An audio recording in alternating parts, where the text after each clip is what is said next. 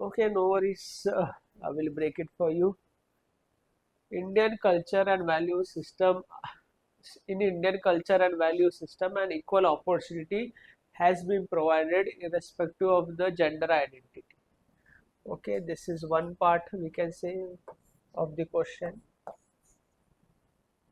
Next it says the number of women in public services has been steadily increasing over the years. This is second part.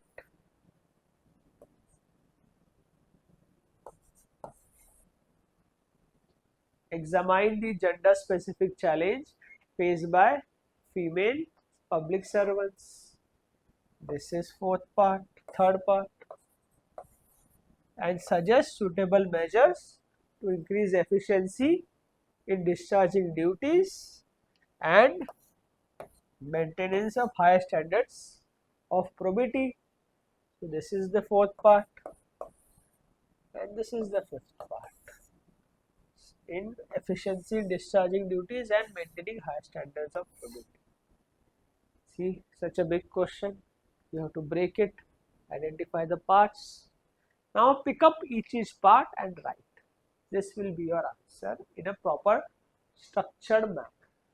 Okay.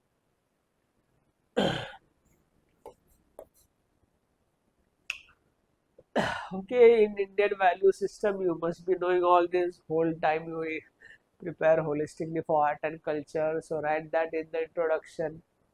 Write how Indian culture and value systems promotes gender, gives equal opportunity irrespective of gender. You can write Hindu philosophy. You can write the Buddhist culture also, that how in Buddhism it is said any person can attain enlightenment. Enlightenment, that is the nirvana, neither male or female. Even how there have been female rulers also in the medieval times, also during the Islamic rule. So that way you can write in introduction. That will be a first part of your introduction. It is saying number of women in public services has steadily increasing over the years. It is saying steadily increasing. So public services means not just civil services, not just UPSC or not just government servants. Public services means a public servant is one who draws the salary from the consolidated fund of India or consolidated fund of the state. Consolidated fund of India. Okay, so that is a broader interpretation. See, question is not specific asking the distinction between public servants and civil servants. You can stick to civil servants as well in this question. Okay, so you can write the data of the women parliamentarians also, or hopefully you know the data of civil services. How many women are there in civil services? Okay, I will give the data, no worries. See, say till 2000, around 4 to 5% of the women cleared the civil services till 2000. Since 2000 onwards till today, say 2024, around the women in clearing the civil services, that is the UPSC exam, UPSC CSE, has been hovered around 1/4 to 1/3 of the total. 1/4 comes to be 25%, to around 1/3, that is 33%. In 2023, this is where the women selection peaked. It was around 34 or 35%. So it's better to remember this way, easy to remember. 1/3 to 1/4, 1/4 to 1/3 were the women in civil services clearing the civil services. In 2024, it again dropped to 28% or something like that. It peaked to 33 or 34% in CSE 2023. So you can say how it's steadily increasing from 4 to 5% to 1 to 1/4 to 1/3. And this year's that is CSE 2024, 41% of the women are in the Indian Administrative Service. That much detail is not required. You just say this from 4 to 5% to 1/4 to 1/3 It is steadily increasing. But now come to the next part. Gradually you write that though it is steadily increasing, but it still doesn't represent the Indian society, as women constitute how much? 50% of the total population approximate. Then here it should be 50%. The more the better. We'll discuss why. Examine the gender specific challenges faced by female civil servants. Yes, you can write well. See, first you write the existence of the patriarchal society. People, especially the people, the masses, or your subordinates also, treat you differently when there is a female district collector and when there is a male district collector. Most of them try to deride, unfortunately, female officers. That is the factor of our country, fact of our society. Secondly, the existence of glass ceiling. Can you tell me how many cabinet secretary have been women in government of India till now? Cabinet secretary is, we all know, is the topmost position in the civil services. Is the most senior civil servant in the country. That is the cabinet secretary. How many women have been the cabinet secretary in government of India till now? Not even one. Zero. Zero women have been cabinet secretary in government of India. See the existence of glass ceiling. How many principal secretaries the Prime Minister have been women in government of India? Only one till now. Sarla Grewal was the principal secretary to Prime Minister Rajiv Gandhi. See the glass ceiling. Existence of glass ceiling. How many secretaries are there presently in government of India who are women? Approximately 20 to 25%. But 75% are men. Male dominated governance and society and administration it is.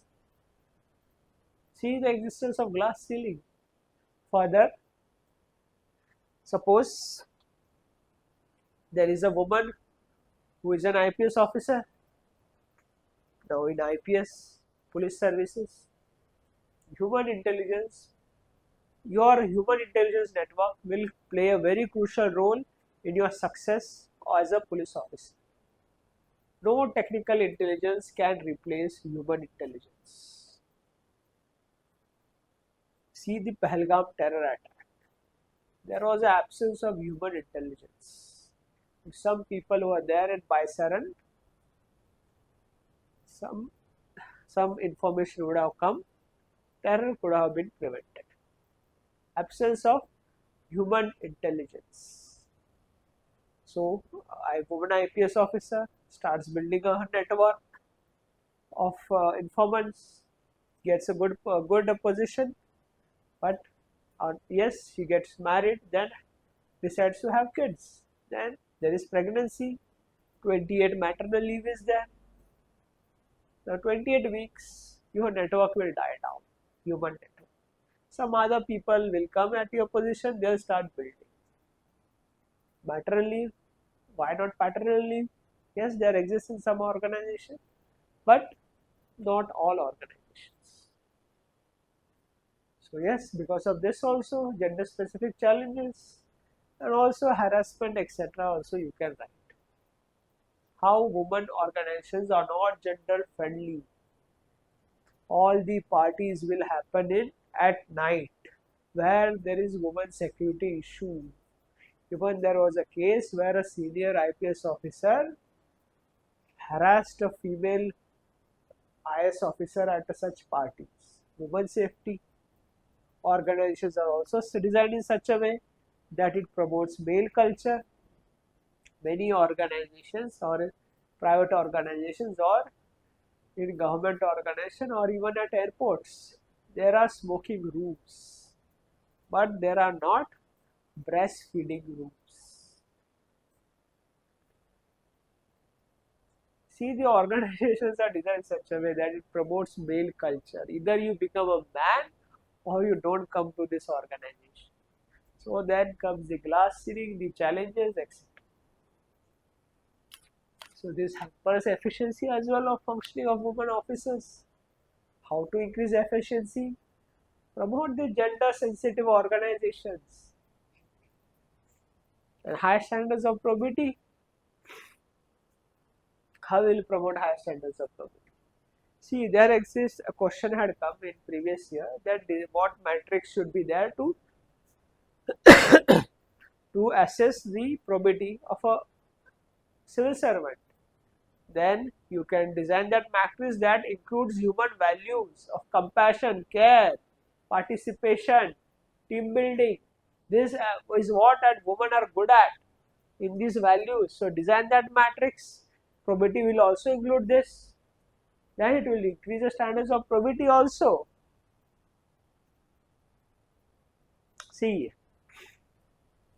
women in a government organization or any organization for that matter, presence of women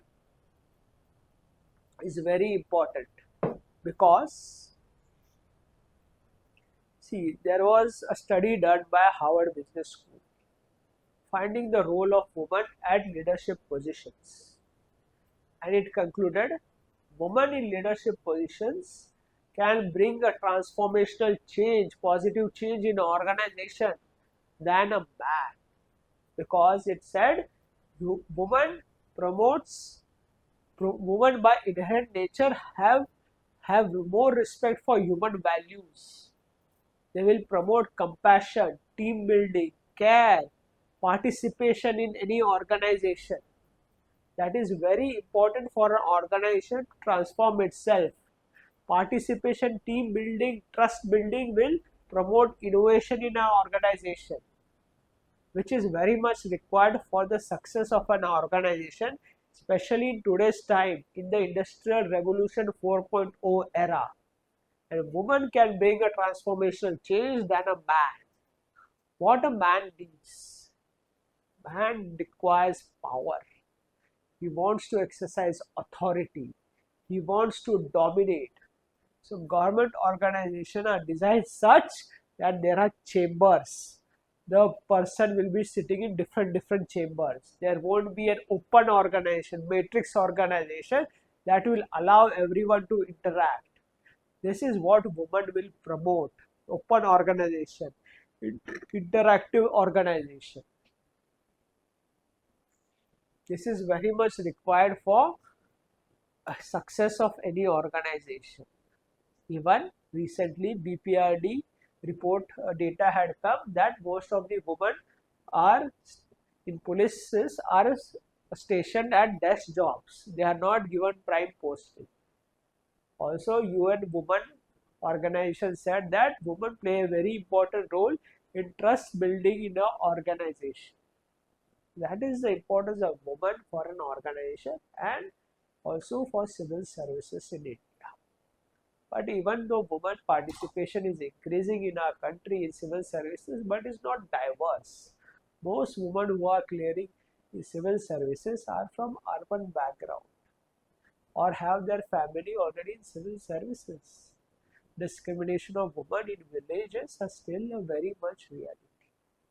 Their male child may get a very good opportunity to go to Delhi and prepare for civil services. But the female child will be sent to a regional center or may be said that you prepare for civil services online staying at home. Yes, this is the sad reality of our country, absence of equal opportunity. Even in ethics, see the initial thinkers were there. You must have read about Aristotle, Kant, etc. What they were talking? They were talking ethics from male perspective. That is, Aristotle said that there are four aspects a person have to for virtue ethics: wisdom, temperaments, courage, and justice. Courage. Courage means male perspective. What Kant said, you get a moral command to act in a right fashion from moral conscience. You have some duty to be selfless, to be non-harmless, to be harmless, to be non-violent, duty. But did they talk about compassion? Did they talk about care? Did they talk about love, human values? This was talk about later thinkers. As ethics as a discipline evolved, these later thinkers talked about that, and it was called as feminist ethics, especially by Carol Gilligan, etc., and Camilla Stuyvesant. This is how ethics too evolved. It was initially male dominated. Now it became female centric, a holistic approach. And these values are most important for in an organization and even today in civil services, for civil services to truly transform India into a Vikasit Bharat by 2047, where it will not only be rational but also transform in an effective value system to make India a truly developed nation in a true sense, where there is not just governance, good governance, but also ethical governance. So this, on this line you have to write all these things. Yes, think, improve your thought process this way, connect with current affairs, etc. Then you can get good marks in the optional paper, the ethics paper, and clear the mains examination with substantial leverage. Now let's move to the next stage of our session, that is live answer writing